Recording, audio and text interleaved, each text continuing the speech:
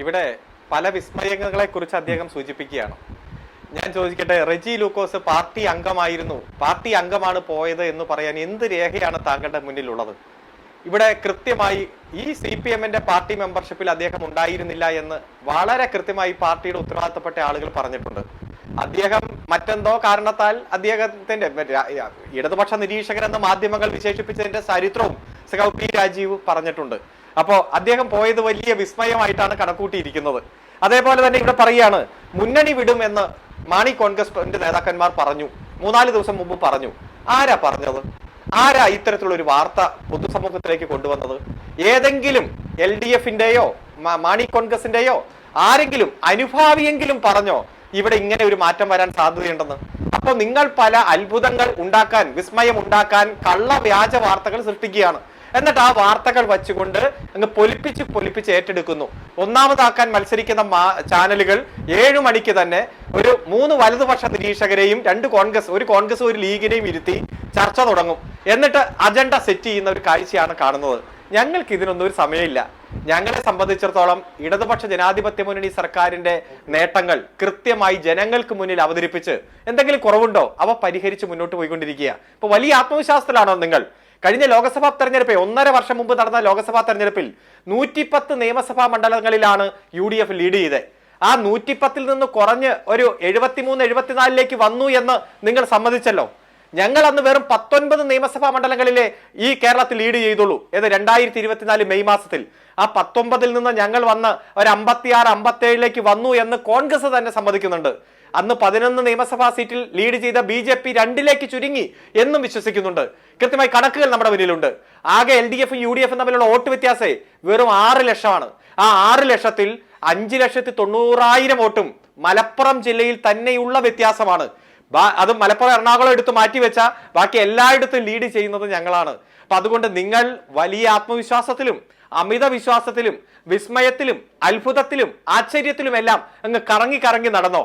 ആരെങ്കിലും വല വീശാൻ പറ്റുമോ എന്നും വലയും വീശിക്കോ. ഞങ്ങളെ സംബന്ധിച്ചിടത്തോളം അത്തരത്തിലുള്ള രാഷ്ട്രീയത്തിലല്ല ഞങ്ങൾ വിശ്വസിക്കുന്നത്. ഞങ്ങൾ വിശ്വസിക്കുന്നത് ലോക നിലവാരത്തിലേക്ക് ഈ കേരളത്തെ ഉയർത്തുക എന്ന രാഷ്ട്രീയത്തിലാണ്. ആ രാഷ്ട്രീയം കൃത്യമായി ജനങ്ങളുമായി സംവദിച്ചു കൊണ്ടിരിക്കുകയാണ്. പല നിരവധി നിർദ്ദേശങ്ങൾ ജനങ്ങൾ ഞങ്ങൾക്ക് തരുന്നുണ്ട്. ആ ജനങ്ങൾ എന്ന് പറഞ്ഞാൽ LDF-ന്റെ ആളുകളല്ല. ഇപ്പൊ ഇന്ന് ഞങ്ങൾ കയറി ഇറങ്ങി സന്ദർശിച്ച വീടുകൾ UDF-ന്റെയും BJP-യുടെയും ലീഗിന്റെയും എല്ലാം വീടുകളാണ്. കയറി ഇരുത്തി ചായയും തന്ന് ഞങ്ങൾക്ക് പല നിർദ്ദേശങ്ങളും തരികയാണ്. ഈ കേരളത്തിൽ വന്ന പല വികസന പ്രവർത്തനങ്ങൾ, മഹാ അത്ഭുതങ്ങളെ കുറിച്ച് അവർ പറയുന്നുണ്ട്. അതിലെന്തെങ്കിലും പോരായ്മയുണ്ടോ അവർ ചൂണ്ടിക്കാണിക്കുന്നുണ്ട്. ഇപ്പൊ ശബരിമലയുമായി ബന്ധപ്പെട്ടുകൊണ്ട് കൂടുതൽ ശക്തമായിട്ടുള്ള അന്വേഷണം നടക്കണം. ശബരിമല ഹൈക്കോടതിയുടെ മേൽനോട്ടം ഞങ്ങൾ വളരെ പ്രതീക്ഷയോടെയാണ് കാണുന്നത് എന്ന് പറഞ്ഞ വീട്ടുകാരുണ്ട്. ഇപ്പൊ അന്വേഷണം മുന്നോട്ട് പോകുമ്പോൾ ആരായി വിറച്ചുകൊണ്ടിരിക്കുന്നത്? എന്തിയെ കോൺഗ്രസ് അതിപ്പോ ചർച്ചയാക്കി മാറ്റാൻ മടിക്കുന്നത് എന്താണ്?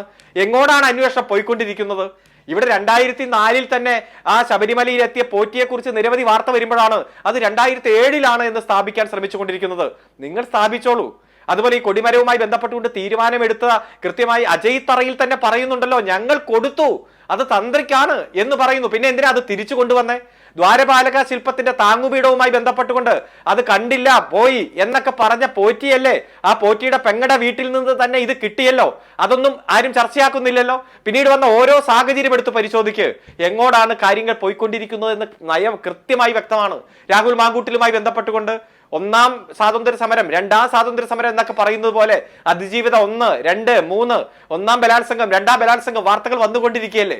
പൊതുസമൂഹത്തിൽ ചർച്ച ചെയ്യാൻ പറ്റുന്ന വാർത്തകളാണോ വന്നുകൊണ്ടിരിക്കുന്നത്?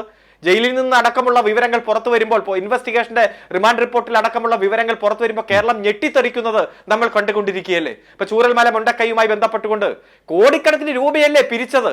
ആ കോടിക്കണക്കിന് രൂപ പിരിച്ചിട്ട് ഒരു കല്ല് പോലും ഇടാൻ 1.5 വർഷം കഴിഞ്ഞിട്ടും സാധിച്ചില്ല എന്ന് പറയുമ്പോൾ ഇപ്പൊ മാധ്യമങ്ങളിൽ അടക്കം വലിയ വിമർശനം വരുമ്പോഴാണ് ഞങ്ങൾ 2 ഏക്കർ സ്ഥലം വാങ്ങിച്ചു, ആന കയറി ഇറങ്ങുന്ന സ്ഥലം വാങ്ങിച്ചു എന്നെല്ലാം പറയുന്നത്. ഒറ്റ ചോദ്യം ഞാൻ ചോദിക്കട്ടെ, വലിയ ബഹുമാനത്തോടെ തന്നെ ഞാൻ ചോദിക്കുകയാണ്, ആർക്കാണ് നിങ്ങൾ ഇപ്പൊ വീട് കൊടുക്കാൻ പോകുന്നത്? ചൂരൽമല മുണ്ടക്കൈയിൽ അവിടെ ദുരന്തത്തിൽപ്പെട്ട 500-ലധികം ആളുകളുണ്ട്. 416 ആളുകൾക്ക് ഗവൺമെന്റ് വീട് കൊടുക്കുന്നു. 108 പേർ ഞങ്ങൾക്ക് ഈ ഗവൺമെന്റ് സമുച്ചയത്തിൽ, ഈ ടൗൺഷിപ്പിൽ ഞങ്ങൾക്ക് വീട് വേണ്ട, 15 ലക്ഷം ഗവൺമെന്റിൽ നിന്ന് അക്സെപ്റ്റ് ചെയ്ത് അവർ അവരുടേതായിട്ടുള്ള നാട്ടിൽ സ്വന്തം ചെലവിൽ വീട് വെച്ച് പോകുന്നു. 15 ലക്ഷം ഗവൺമെന്റ് കൊടുത്തു. ബാക്കി എല്ലാവർക്കും ഗവൺമെന്റ് വീട് കൊടുക്കുന്നു. നിങ്ങൾ ഈ പറയുന്ന ഈ കൊടുക്കുമെന്ന് പറയുന്ന വീട് ആർക്കാണ്? ആരാണ് അതിന്റെ ഗുണഭോക്താവ്? ലീഗ് പണിയുന്നു എന്ന് പറയുന്നു. ആരാണ് അതിന്റെ ഗുണഭോക്താവ്? ഇതൊക്കെ തട്ടിപ്പും വെട്ടിപ്പുമാണെന്ന് ജനങ്ങൾക്ക് ബോധ്യപ്പെടുന്ന സാഹചര്യം വന്നു. അതുകൊണ്ട് നിങ്ങൾ ഈ വിസ്മയത്തിന്റെ പുറകെ പോകൂ, അത്ഭുതത്തിന്റെ പുറകെ പോകൂ. ശരിയായ രാഷ്ട്രീയം, അത് വികസനത്തിന്റെയും ക്ഷേമത്തിന്റെയും രാഷ്ട്രീയം ഉയർത്തിപ്പിടിച്ചുകൊണ്ട് ഞങ്ങൾ മുന്നോട്ട് പോകുകയാണ്. ഇപ്പൊ യുവജനങ്ങൾക്ക് വർക്ക് ടു കണക്ട് 1000 രൂപ വീതം അക്കൗണ്ടിൽ വരുന്ന പദ്ധതി, അതിൽ കൃത്യമായി 1 ലക്ഷം രൂപയായിരുന്നു വരുമാന പരിധി. ഇന്നലത്തെ മന്ത്രിസഭ അത് 5 ലക്ഷം രൂപയാക്കി ഉയർത്തി. കാരണം മുഴുവൻ യുവജനങ്ങൾക്കും പ്രയോജനം കിട്ടട്ടെ. PSC പരീക്ഷയ്ക്ക് കാത്തിരിക്കുന്നവർ, PG പരീക്ഷയ്ക്ക് കാത്തിരിക്കുന്നവർ, മറ്റ് മത്സര പരീക്ഷകൾക്ക് വേണ്ടി തയ്യാറെടുക്കുന്നവർ, വനിതകളുടെ പെൻഷൻ, നമുക്കറിയാം വീട്ടമ്മമാരുടെ പെൻഷൻ, എത്രയോ ലക്ഷക്കണക്കിന് ആളുകളാണ് ഗുണഭോക്താക്കൾ. അതുകൊണ്ട് ഈ കേരളത്തിന്റെ പൊതുരാഷ്ട്രീയത്തിൽ നിങ്ങൾ ഉയർത്തിക്കൊണ്ടുവന്ന എല്ലാ വിഷയങ്ങളും ബലൂൺ പൊട്ടുന്നത് പോലെ പൊട്ടിപ്പോയിരിക്കുന്നു, ഒന്നും നിലനിൽക്കുന്നില്ല. പിന്നെ നിങ്ങൾ അമിത ആത്മവിശ്വാസത്തിന് വേണ്ടി പലതും കൊട്ടിഘോഷിച്ച് പറയുന്നുണ്ട്. നിങ്ങൾ അതിന്റെ പുറകിൽ പൊയ്ക്കൊള്ളൂ എന്ന് മാത്രമാണ് ഈ അവസരത്തിൽ സൂചിപ്പിക്കാൻ